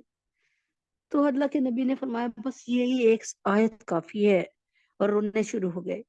تو اے کاش ہمارے پتھر دل بھی آپ جناب صلی اللہ علیہ وسلم کی محبت کے لیے نرم ہو جائے، ہماری بنجر آنکھوں میں بھی غم مصطفیٰ صلی اللہ علیہ وسلم اور عشق مصطفیٰ صلی اللہ علیہ وسلم کی خاطر روانی آ جائے، اور چشمے ویرا اور چشمے تر بن جائے۔ حضرت انس رضی اللہ عنہ فرماتے ہیں، میں نے آپ جناب صلی اللہ علیہ وسلم کو ایک سفر میں چاش کی 8 رکعات نماز پڑھتے ہوئے دیکھا۔ جب حضور پاک صلی اللہ علیہ وسلم نے نماز پڑھ لی تو فرمایا کہ میں نے رغبت اور خوف کے ساتھ نماز پڑھی ہے، جس میں میں نے اپنے رب سے 3 چیزیں مانگی ہیں، جن میں سے 2 چیزیں اللہ تعالیٰ نے مجھے عطا فرما دی اور ایک سے انکار فرمایا۔ ان میں پہلی چیز یہ ہے کہ میں اپنے رب سے التجا کرتا ہوں، میں نے التجا کی ہے اللہ تعالیٰ میری امت کو قحط میں مبتلا نہ فرمانا۔ دوسرے یہ کہ اللہ تعالیٰ دشمن کو ان پر غالب نہ کرنا۔ یہ دونوں دعائیں اللہ تعالیٰ نے قبول فرما لی۔ پھر میں نے دعا کی اللہ تعالیٰ ان کو گروہ میں تقسیم نہ کرنا۔ اللہ تعالیٰ نے یہ دعا قبول نہیں فرمائی۔ آج دیکھیں کتنے گروہ میں تقسیم۔ حضرت عباس بن مرداس رضی اللہ عنہ سے روایت ہے کہ حضور پاک صلی اللہ علیہ وسلم نے اپنی امت کے لیے عرفہ کی شام کو مغفرت کی دعا کی، سو اس طرح قبول ہوئی کہ سب گناہوں کی مغفرت کرتا ہوں بجز حقوق العباد کے کہ ظالم سے مظلوم کی حق ضرور وصول کروں گا۔ یعنی اللہ تعالیٰ نے دعا کو قبول فرمایا نبی پاک صلی اللہ علیہ وسلم کی، لیکن فرمایا کہ ان میں کچھ چیزوں میں دعا کو قبول نہیں کروں گا۔ ایک ظالم سے ضرور پوچھوں گا کہ مظلوم کے حق کیوں تو نے مارا۔ آپ صلی اللہ علیہ وسلم نے دعا کی اے رب اگر آپ چاہیں تو مظلوم کو جنت سے دے کر ظالم کو بخش دے، یعنی مظلوم سے کہیں کہ اس نے تم پر ظلم کیا، میں تمہیں اس کے بدلے جنت دیتا ہوں، تم اس کو معاف کر دو۔ تو اس شام کی یہ دعا منظور نہیں ہوئی، یہ بات منظور نہیں ہوئی، یعنی ظالم کو اللہ تعالیٰ اس کے ظلم کا بدلہ دیں گے، اس کے حق میں اللہ کے نبی کی شفاعت قبول نہیں ہو رہی۔ نہیں سمجھ آئی؟ جب مزدلفہ میں صبح ہوئی پھر دعا کی، سو منظور ہو گئی۔ سو جناب رسول پاک صلی اللہ علیہ وسلم نے خندہ یا تبسم فرمایا۔ ابو بکر رضی اللہ عنہ نے عرض کیا ہے ہمارے ماں باپ آپ پر فضا ہوں، اس وقت تو کوئی ہنسنے کا موقع نہیں معلوم ہوتا، سو کس سبب سے آپ ہنس رہے ہیں؟ اللہ تعالیٰ آپ کو ہمیشہ ہنستا ہوا رکھے۔ وہ کہتے ہیں نا سنہ کا کیا ہے، ازک اللہ سنہ کا، اللہ تعالیٰ آپ کو ہمیشہ ہنستا ہوا رکھے۔ آپ نے فرمایا عدو اللہ، ابلیس کو جب معلوم ہوا کہ اللہ تعالیٰ نے میری دعا قبول کر لیا اور میری امت کی مغفرت فرما دی تو خاک لے کر سر پر ڈالنے لگا اور ہائے اور واویلا مچانے لگا۔ سو اس کی گھبراہٹ کو دیکھ کر مجھے فوراً ہنسی آ گئی۔ تو کیسے خوش ہو رہے ہیں اللہ تعالیٰ کے نبی؟ پہلے دعا کی لیکن نہیں قبول ہوئی، پھر دعا کی اللہ نے قبول کر لی تو ہنس رہے ہیں کہ میری دعا جب قبول ہوئی تو شیطان نے اپنے سر پہ خاک ڈالی۔ غم خار ہستی کا حج کا سفر ہے، عرفہ کی شام مزدلفہ کی رات مزدلفہ کی صبح دعائیں ہیں، تو امت کے لیے فکر ہے تو امت کی مظلوم تو مظلوم آپ جناب صلی اللہ علیہ وسلم کی شفقت ظالم پر بھی کس قدر ہے کہ اس کے حق میں بھی دعا اور فکر کہ کہیں اسے پکڑ نہ ہو جائے۔ کیا کہہ رہے ہیں؟ اللہ تعالیٰ نے فرمایا میں بخش دوں گا لیکن اس کو مظلوم کو حق بھی دلواؤں گا، یعنی اس کو نہیں معاف کروں گا جب تک وہ حق نہ دے دیں۔ تو اللہ تعالیٰ کے نبی نے فرمایا کہ آپ جو مظلوم ہے اس کو کچھ وہ کہتے ہیں نا بڑا اچھا پنجابی کا ایک لفظ ہے، نہیں آ رہا ذہن میں نہیں آ رہا، وہ کہتے ہیں نا کہ کچھ مکا کر لیے، یعنی دے دلا کے معاملہ ٹھنڈا کر لیجئے۔ تو یعنی یہاں پر ایک حدیث کو مطلب ایک واقعے کو بھی بیان کرتی ہوں، لیکن پہلے ہی آپ کو بتا دوں کہ غم خار ہستی کا حج کا سفر ہے، عرفہ کی شام مزدلفہ کی رات مزدلفہ کی صبح دعائیں ہیں، تو امت کے لیے فکر ہے تو امت کی فکر ہے، مظلوم تو مظلوم آپ جناب صلی اللہ علیہ وسلم کی شفقت ظالم پر بھی کس قدر ہے کہ اس کے حق میں بھی دعا اور فکر کہ کہیں اس کی پکڑ نہ ہو جائے۔ یعنی یہاں پہ ہے کہ اللہ تبارک تعالیٰ ایک بندے سے کہیں گے کہ ذرا تو اوپر چہرہ اٹھا، یہ میں نے روایت بتا رہی ہوں یا کوئی ایسے حدیث نہیں ہے، میرے خیال میں یہ روایت ہے کہ اس سے کہیں گے کہ اوپر چہرہ کر، تو وہ جب چہرہ کرے گا اوپر تو اس پر جو ہے جنت کھول دیں گے، اللہ واہ کر دیں گے، وہ جنت میں کھو جائے گا۔ تو اللہ تعالیٰ فرمائیں گے اس سے کہ یہ جو ایک شخص ہے نا تیرے سامنے کھڑا ہے، اس نے تیری جاگیریں لے لی، تیری زمینیں لے لی، تیرے گھر پہ قبضہ کر لیا، تجھے مارا بھی، بتا اب تو اس کا کیا وہ کرتا ہے مطلب حساب کتاب میں، مطلب تیرا کیا فیصلہ ہے؟ تو وہ کہے گا اللہ تبارک تعالیٰ مجھے بس یہ جنت چاہیے. وہ جنت کو دیکھنے لگے گا، وہ کہے گا اللہ تعالیٰ میں نے اس سے اعراض کیا، یعنی میں مجھے نہیں اس کا کچھ پتا، یعنی میں نہیں جانتا، بس مجھے تو جنت نظر آ رہی ہے، میں نے اس کو معاف کر دیا. ٹھیک ہے، اللہ نے اس کو جنت دکھائی اور جنت میں اتنا محف ہو گیا کہ اس کو اپنے اوپر ہونے والا ظلم یاد ہی نہیں رہا. اس کو یہ پتہ نہیں چلا میرے اتنے قلے زمین اس نے کھا لی، میری مکان میرا دکان اس نے کھا لیا. بس وہ ایسا جنت میں محو ہو گیا کہ اللہ تبارک تعالیٰ کے حکم سے اس نے کہا اللہ تعالیٰ میں نے اس کو معاف کر دیا. میں اس جنت کو اگر اللہ تعالیٰ فرمائیں گے جنت میں نے تمہارے نام کر دیا، اللہ تعالیٰ سے وہ کہے گا اللہ تعالیٰ میں نے اس کے بدلے میں اس کو معاف کر دیا. یہ حضرت سیدنا عبداللہ بن عباس رضی اللہ عنہ سے روایت ہے کہ حضور پاک صلی اللہ علیہ وسلم نے فرمایا میں تمہیں پیچھے سے پکڑ کر آگ سے روک رہا ہوں اور کہہ رہا ہوں جہنم سے بچو، جہنم سے بچو، جہنم سے بچو، حدود سے بچو، جہنم کی حدود سے بچو. جب میں فوت ہو جاؤں گا تو حوض پہ تمہارا انتظار کروں گا، جو حوض تک پہنچ گیا وہ کامیاب ہو گیا. حضرت جابر رضی اللہ عنہ سے منقول ہے کہ آپ صلی اللہ علیہ وسلم نے فرمایا میری اور تمہاری مثال اس آدمی کی سی ہے جس نے آگ روشن کی، پھر جب اس آگ میں ٹڈیاں اور پروانے گرنے لگے تو وہ شخص آگ سے ان کو ہٹاتا تھا. بس ایسے ہی میں بھی تم کو تمہاری کمر سے پکڑ کر جہنم کی آگ سے ہٹا رہا ہوں، لیکن تم میرے ہاتھوں سے چھوٹتے چلے جا رہے ہو. حضرت عبداللہ بن عمر رضی اللہ تعالیٰ عنہما سے روایت ہے کہ ہمیں ایک غزوے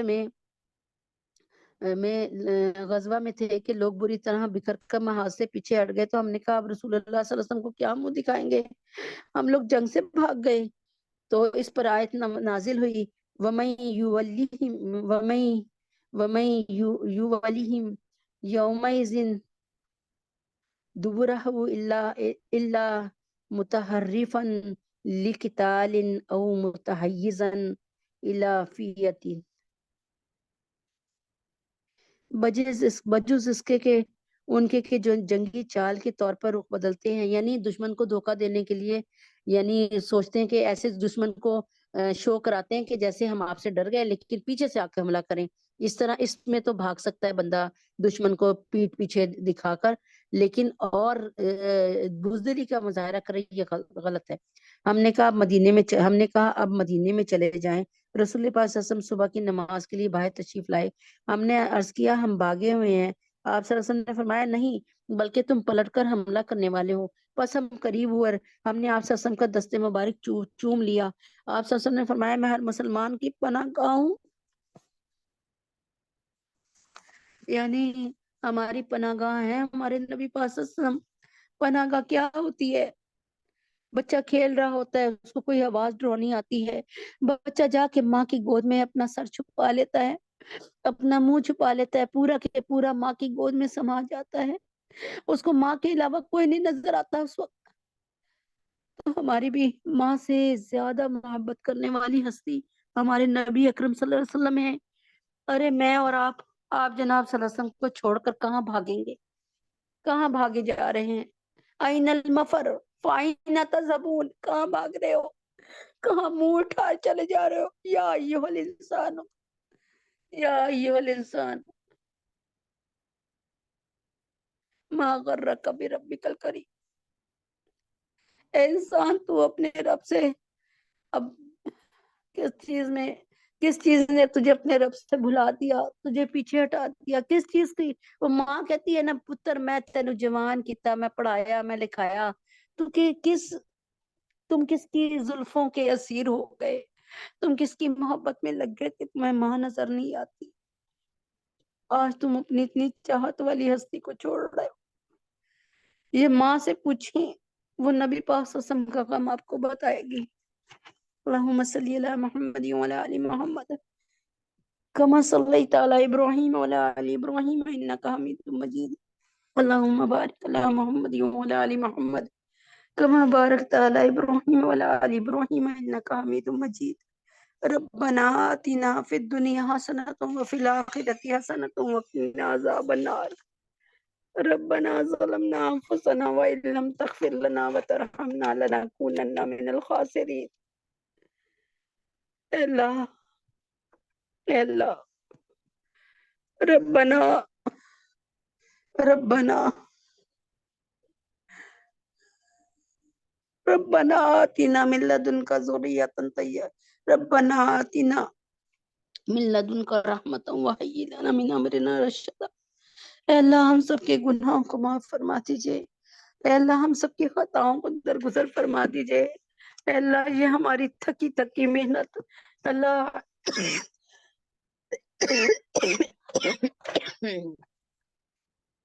اے اللہ یہ ہماری ایسی رلی کلی محنت کو قبول فرما لے۔ اللہ ہمیں آپ کا کام کرنا نہیں آتا، اے اللہ ہم آپ کے دیے ہوئے کام کی صحیح نمائندگی نہیں کر پاتے، اے اللہ پاک، اے اللہ پاک جو چھوٹی موٹی رلی کلی محنت ہے اے اللہ پاک اس کو قبول اور منظور فرما لیجئے، اے اللہ پاک اس کو قبول اور منظور فرما لیجئے۔ یا اللہ میں کچھ نہیں، میرا کچھ نہیں، یا اللہ سب کچھ آپ کا ہے، آپ ہی سب کچھ ہے اللہ، آپ قائم ہیں، ہم تو مٹ جانے والے ہیں، اے اللہ آپ سدا آباد رہنے والے ہیں، اے اللہ پاک اپنے حبیب پاک صلی اللہ علیہ وسلم کے طفیل میں ہمارے گناہوں کو معاف فرما دیجئے۔ اللہ 2 دنوں سے طبیعت بھی خراب ہے، اللہ تبارک تعالی تکلیف کو دور فرما دے، اللہ تبارک تعالی جو اس وقت گلے کی خرابی ہے اس کو دور فرما دے، یا اللہ ہم سب کے گناہوں کو معاف فرما دیجئے، ہم سب کی خطاؤں کو درگزر فرما دیجئے، اے پاک پروردگار عالم، ربنا لا تزغ قلوبنا بعد إذ هديتنا وهب لنا من لدنك رحمة إنك أنت الوهاب۔ اللہ ہمارے گناہوں کو معاف فرما دے، اے اللہ دنیا بہت پریشان ہے، معاف کر دے، اللہ پاک ہماری ایک بہن عائشہ اور ایک بہن سحر بہت پریشان ہیں، ان کی عزتوں کی ان کے بچوں کی عزتوں کی حفاظت فرما دے، ان کو دنیا میں بھی جنت دے، آخرت میں وسیع جنت دے، اللہ صبر سکون دے ان کو، ہمارے گناہوں کو معاف فرما دیجئے، اے اللہ اے اللہ تمام راستے بند ہیں ان کے لیے، اللہ اپنی ذات سے راستے کھول دے، اے اللہ 70 دروازے اللہ تعالیٰ آپ فرماتے ہیں کہ میں کوئی ایک دروازہ بند کرتا ہے میں 70 دروازے کھولنے پر قادر ہوں، اے اللہ موسیٰ علیہ السلام، اے اللہ یوسف علیہ السلام جو جس طرح 7 سال کی عمر میں جو روایتوں سے پتہ چلتا ہے، جو تفسیر سے پتہ چلتا ہے، ان کو اٹھا کر ان کے بھائیوں نے کنویں میں پھینک دیا تھا، اے اللہ یعقوب علیہ السلام نے یہی دعا کی تھی نا کہ میں صبر کروں گا اور حسین صبر کروں گا جس میں کوئی شکوہ شکایت نہیں ہوگی، اے اللہ پتہ چل گیا تھا یعقوب علیہ السلام کو کہ میرے بیٹے کو بھیڑیے نے نہیں کھایا، کیسے صبر کا مظاہرہ کیا، اے اللہ کیسے صبر کا مظاہرہ کیا، 40 سال تک صبر کا مظاہرہ کیا، اے اللہ بس یہ دعا کی تھی نا جب میرا یوسف ملے تو عزتوں کا دھنی ہو، جب یعنی میرے یوسف کی عزت کی کردار کی حفاظت کرنا میرے یوسف کو اعلیٰ مرتبہ عطا فرمانا، اے اللہ تعالیٰ خوبصورتی سے بھی نوازا ان کو، پاکیزگی سے بھی نوازا ان کو، عقل و دانائی سے بھی نوازا ان کو، تعبیر رویا سے بھی نوازا ان کو، اے اللہ سب نے آ کر 10 بھائیوں نے 11 بھائیوں نے ماں باپ نے سجدہ کیا ان کو، اے اللہ اے یوسف کے رب ہماری ان دونوں بہنوں کی پریشانیوں کو دور فرما دیجئے، ہم سب کے گناہوں کو معاف فرما دیجئے، ہم سب کی خطاؤں کو درگزر فرما دیجئے، یا اللہ میرے گلے کی تکلیف کو بھی دور فرما دیجئے، یا اللہ ہم سب کے گناہوں کو معاف فرما دیجئے، یا اللہ جو لوگوں کے پاس بچیوں یا بچوں کے رشتے آئے ہیں اللہ ان کے انتخاب میں آسانی فرما دیجئے میرے رب، یا اللہ آسانی فرما دیجئے اپنے حبیب کے طفیل میں، یا اللہ تبارک تعالیٰ جو بے اولاد ہیں ان کو نیک نرینہ اولاد عطا فرمائیے، یا اللہ عائشہ کو، سونیا کو، رقیہ باجی، ڈاکٹر انم، اہلیہ محسن، ماری انس اور سنبل کو نیک نرینہ اولاد انتہائی آسانی سے دیجئے، یا اللہ پاک اپنے حبیب کے پاس اسم کے طفیل میں جو حاملہ ہیں یا اللہ تجھے تیرے نبی کا واسطہ ان کے حمل میں آسانی فرما، ان کو انتہائی خیر و خیریت کے ساتھ نیک نرینہ اولاد عطا فرمائیے۔ یا اللہ احمد کو، نعمان کو، نواز صاحب کو بہت ہی بہترین بہترین بہترین روزگار عطا فرما دیجیے۔ یا اللہ علی اعظم شہناز علی عاشق کو، ان کا جو گھر ہے اپنے حبیب کے طفیل میں ان کو اپنا گھر عطا فرما دیجیے۔ یا اللہ پاک اپنے حبیب کے طفیل میں ندیم بھائی کو اور عمیر کو صحت کاملہ عاجلہ مستمر عطا فرما دیجیے۔ یا اللہ تبارک تعالیٰ، یا اللہ تبارک تعالیٰ تمام بیماروں کو اللہم عازب الباس رب الناس وشفی انت شافی لا شفاء الا شفاء کا شفاء لا یغادر سقما۔ اللہ تمام بیماروں کو شفاء کل کاملہ عاجلہ مستمرہ دائمہ نافیہ عطا فرما دیجیے۔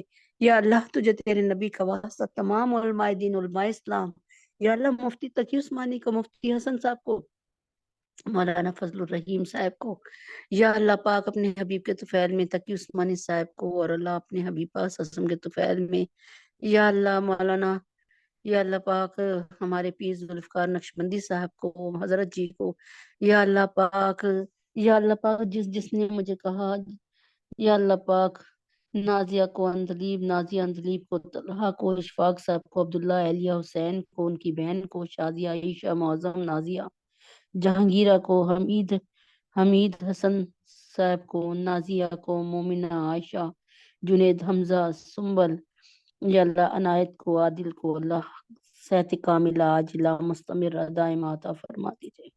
یا اللہ پاک ہماری بہن کو اقامہ لگوا دیجیے، ہماری بہن کا اقامہ لگوا دیجیے، آسانی فرما دیجیے۔ یا اللہ پاک جو بیٹیاں گھر میں بیٹھی ہیں ان کے لیے نیک نیک بر نیک در عطا فرما دیجیے۔ یا اللہ پاک امت محمد صلی اللہ علیہ وسلم کی ساری بیٹیوں بیٹوں کے لیے، اور جو بہنیں یہاں بیٹھی ہیں ان کے نکاح کے قابل ہوئی بیٹی اور بیٹوں کے لیے، یا اللہ حفصہ، فاطمہ، جویریہ، ام حبیبہ، صورت سدرہ سبحانہ، حفصہ، سجاد، بینی، شفیفہ، مانور، بنات سرور، سعدیہ نظام، فخر، بنات عبد المتین، مہتاب، ندا، مصباح، آمنہ، عنبر، صدف، ختیجہ، شائستہ، نمرہ، ان کی شادیاں بہترین اور اچھی جگہ پہ جلد فرما دیجیے۔ یا اللہ دین کے دائی رشتے عطا فرما دیجیے۔ یا اللہ انتخاب جو ہم لوگوں نے اپنے بچوں کے لیے کیے ان کو بہترین انتخاب بنا دیجیے۔ اے اللہ پاک ہر انتخاب کے ساتھ بے تحاشا استخارے ہوتے ہیں۔ یا اللہ پاک ہمارا زور صرف استخاروں پہ ہی ہے۔ اللہ ہم دنیا کے مکر و فریب کو نہیں سمجھ سکتے، دنیا بہت مکار ہے، ہم اس کو نہیں سمجھ سکتے۔ یا اللہ پاک تجھے تیرے نبی کا واسطہ ہمارے بچے بچیوں کے لیے آپ انتخاب خود ہی کر دیجئے۔ یا اللہ ہماری عقل ناقص ہے، یا اللہ ہمارا فہم ناقص ہے، یا اللہ ہمیں آتا جاتا کچھ نہیں ہے۔ یا اللہ ہم سامنے کے دھوکے کھا جاتے ہیں، ہم سامنے بیٹھے نظر کا دھوکا کھا جاتے ہیں۔ اللہ ہمیں اپنی نہ ذہانت پہ اعتبار ہے نہ قابلیت پہ اعتبار ہے۔ یا اللہ تجھے تیرے نبی کا واسطہ تو وہی ہے ہمارا، بس اور کوئی نہیں ہے۔ یا اللہ اپنے حبیب پاک صلی اللہ علیہ وسلم کے طفیل میں ہمارے انتخاب کردہ رشتوں کو بہترین رشتہ بنا دیجئے، اور اگر وہ ہمارے حق میں اچھے نہیں ہیں تو جہاں ہمارے حق میں بہتری ہے وہاں سے ہمیں ملا دیجئے، یہاں سے ہٹا کر وہاں ملا دیجئے۔ اللہ ہمارے گناہوں کو معاف فرما دیجئے۔ یا اللہ ہم سب کے خطاؤں کو درگزر فرما دیجئے۔ یا اللہ جو نو مسلم ہو رہے ہیں، نئے نئے مسلمان ہو رہے ہیں، کوئی قادیانی، کوئی ہندو، کوئی عیسائی، یا اللہ ان کو مسلمانوں کو ان کو سمیٹنے کی بہترین سمیٹنے کی توفیق عطا فرما دیجیے۔ یا اللہ ان کو دین پر استقامت عطا فرمائیے۔ اللہ مسلمانوں کو بھی ان کے ساتھ اچھا سلوک روا رکھنے کی توفیق عطا فرمائیے۔ ہم سب کے گناہوں کو معاف فرما دیجیے، ہم سب کی خطاؤں کو درگزر فرما دیجیے۔ مولا کریم آقا عظیم ہم پہ رحم کر دیجیے، مولا کریم آقا عظیم ہم پہ کرم کر دیجیے۔ اے اللہ پاک اگر تو نے ہم سے منہ موڑ لیا تو پھر ہم کس سے جا کر اپنا افسانہ سنائیں، اپنے دکھ کی داستان کس کو سنائیں؟ اللہ آپ نے ہی تو فرمایا کہ مجھ سے کر لیا کرو، اپنے دل کا حال کھولا کر لیا کرو۔ اے اللہ اپنا دل تجھے ہی دکھاتے ہیں، مولا ہمارے دل کی پریشانیوں کو دور فرما دے۔ یا اللہ ہمارے گناہوں کو معاف فرما دیجیے، پاکستان کو کوئی نیک حکمران عطا فرما دیجیے، مسلمانوں کو غلبہ عطا فرما دیجیے، افغانستان میں اللہ ان کو بہترین اسلام میں اور اس میں حکومت چلانے میں خوب ان کی مدد فرما دیجیے. پاکستان کو بچا لیجیے ٹکڑے ٹکڑے ہونے سے. پاکستان کی حفاظت فرما دیجیے. پاکستان کی سرحدوں کی حفاظت فرما دیجیے. پاکستان کے تمام شہریوں کو عقل اور ہدایت عطا فرما دیجیے. پاکستان کو ایک نیا اور بہترین حکمران عطا فرما دیجیے. یا اللہ اس آسمان سے کوئی ایک بندہ بھیج دیجیے جو پوری پاکستان کو لیڈ کر سکے. اللہ ہمارے اعمال کو مت دیکھیے، ہمارے اعمال تو بہت ہی خراب ہیں. اللہ کس کے اعمال کو پیش کر کے کہوں. اللہ پاکستان میں جو نیک لوگ ہیں، جو نیک علماء دین ہیں، مفتی تقی عثمانی صاحب جیسے لوگ ہیں، مفتی حسن صاحب جیسے لوگ ہیں، اللہ ان کے طفیل میں جو نیک لوگ ہیں، جو شب بیداری کرتے ہیں، جو کسی کی حق کو ضائع نہیں کرتے، ان کے طفیل میں اللہ نبی محمد صلی اللہ علیہ وسلم کے پیارے مکھڑے کے طفیل میں اللہ میرے نبی پاک صلی اللہ علیہ وسلم کے پیارے نام محمد کے طفیل میں میرے اللہ ہمارے پاکستان کو کوئی نیک لیڈر عطا فرما دیجئے. پاکستان سے اور دنیا سے بے حیائی اور مہنگائی کو ختم کر دیجئے. پاکستان میں پیٹرول کو اور بجلی کو بہت سستا کر دیجئے. یا اللہ پاکستان کی جو گیس کے پوائنٹ ہیں جہاں سے گیس ملتی ہے ان میں برکت عطا فرما دیجئے. اے اللہ غریب غربا کی مشکلوں کو دور فرما دیجئے. اے اللہ تجھے تیرے نبی کا واسطہ، اللہ تجھے تیرے نبی کا واسطہ ہم سب کے گناہوں کو معاف فرما دیجئے، خطاؤں کو درگزر کر دیجئے. کوئی بلوں کی وجہ سے پریشان ہے، کوئی کھانے پینے کی وجہ سے پریشان ہے، یا اللہ کوئی اولاد کی نافرمانیوں سے رو رہا ہے، کوئی شوہر کی حرکتوں سے رو رہا ہے. یا اللہ ہر شخص اپنی ذات میں ایک جہان بنا ہوا ہے. ہمارے گناہوں کو معاف فرما دیجئے، ہماری خطاؤں کو درگزر فرما دیجئے.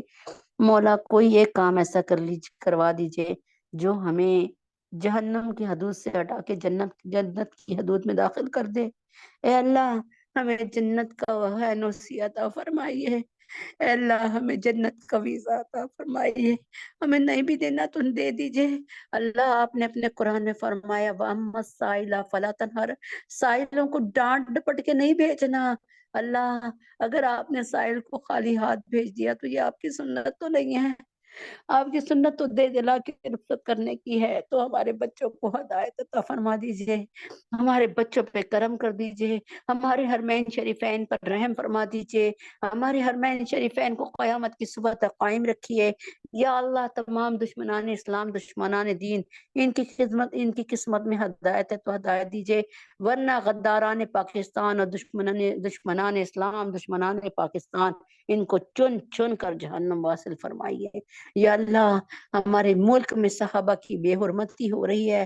اللہ جو ہمارے صحابہ پر تبرہ کرے یا ان کی بے حرمتی کرے، اللہ ان کو اسی وقت جیسے آپ نے حضرت مریم علیہ السلام کو جس نے برا کہا اس کی لکنت چھین لی، جس نے آپ پر ہاتھ اٹھانے کی کوشش کی اس کے ہاتھ کو اللہ اپنے فوری زدہ کیا.